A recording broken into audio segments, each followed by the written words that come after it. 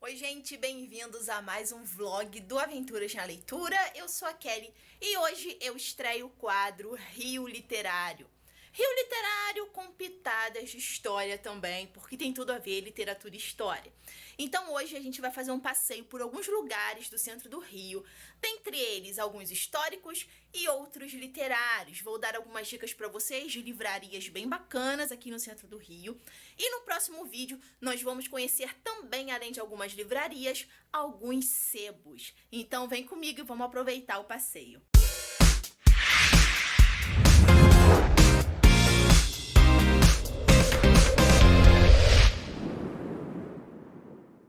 Eu decidi começar essa primeira tour apenas na Avenida 1º de Março e arredores.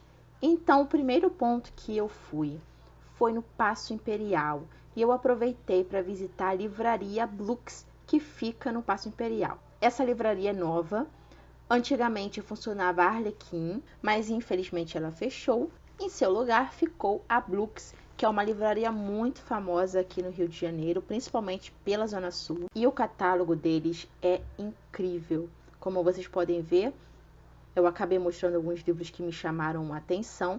Além de encontrar esses livros interessantíssimos, a gente pode encontrar na Blux também algumas revistas e jornais literários, como a 451 e o Suplemento Pernambuco. Essa livraria tem entrada própria pela Praça 15 também, que eu sempre uso como ponto de referência o edifício Garagem, que é o edifício Menezes Cortes, onde o ônibus que eu pego da minha cidade tem ponto final ali. Então eu sempre me guio pelo edifício Garagem, fica bem mais fácil. Então você que quer fazer uma tour pelo Rio de Janeiro, andar de transporte público é a melhor opção. Dentro do próprio espaço mesmo, a gente se depara com essa estante. Ao abrir, a gente entra no Paço Imperial. A história do Paço Imperial é bem grande. É um lugar extremamente importante para a história do Brasil. Paço serviu como casa dos governadores e dos vice-reis na época do Império e foi inaugurado no século XVIII, em 1743. Após a chegada da família real no Rio de Janeiro, a casa dos governadores passou a ser Paço Real e foi usado como casa de despachos do príncipe regente. E para aclamação do rei Dom João VI foi construída uma varanda, e essa mesma varanda foi utilizada nas coroações de Dom Pedro I e Dom Pedro II. Ela acabou sendo demolida ainda durante o segundo reinado. Tem duas salas muito interessantes no Paço Imperial. Elas ficam fechadas, mas tem uma placa que indica o que aconteceu ali de importante. Uma delas é onde Dom Pedro I decidiu ficar no Brasil, o que a gente chama de Dia do Fico. E em uma dessas salas também a princesa Isabel assinou em 1888 a Lei Áurea.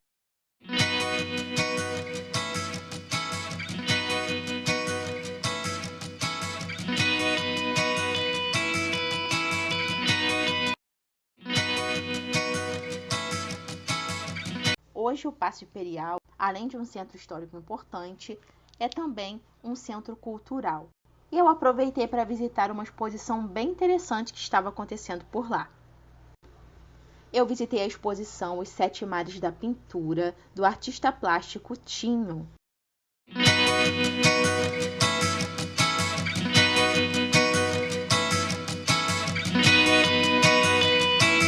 E nas palavras do curador Saulo de Tarso, quem vê as pinturas de Tinho ativa a própria memória sobre aquilo que vê, amplia no mundo imediato a celebração de um universo da cultura material e dos costumes que integram diversas gerações.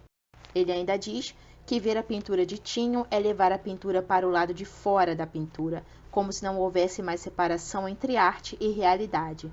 Tinho simplesmente chegou ao lugar da obra em que arte é vida e vida é obra, sem distinguir o que ele viu daquilo que nós vemos. Ver sua obra é descobrir o oitavo mar, é perceber aquilo que nos liga diante de tudo o que ele percebeu, criando uma série única, rara e singular da pintura recente, na qual estamos.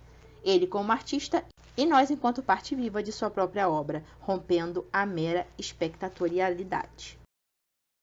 Saindo do Paço Imperial, eu fui em direção à Rua do Ouvidor, que é uma das ruas mais populares do centro do Rio de Janeiro.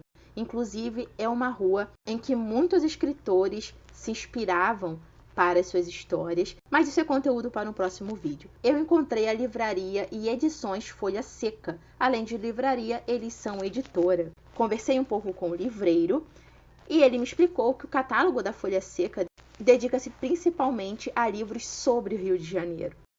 Muitos escritores passam pela livraria Folha Seca, dentre eles Lira Neto e Alberto Mussa. Por fim, caminhando ainda na 1º de março, eu parei no CCBB, que é o Centro Cultural Banco do Brasil, para tentar visitar a exposição sobre o Egito Antigo, mas estava tão cheia que eu acabei desistindo.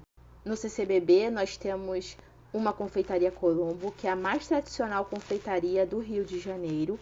Aproveitei para passar na Livraria da Travessa, que fica também no CCBB. A Livraria da Travessa é outra livraria muito famosa no Rio de Janeiro e também tem um catálogo bem diversificado.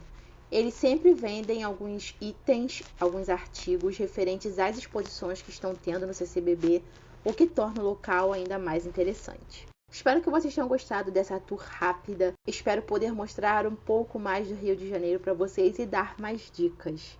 Até o próximo vídeo.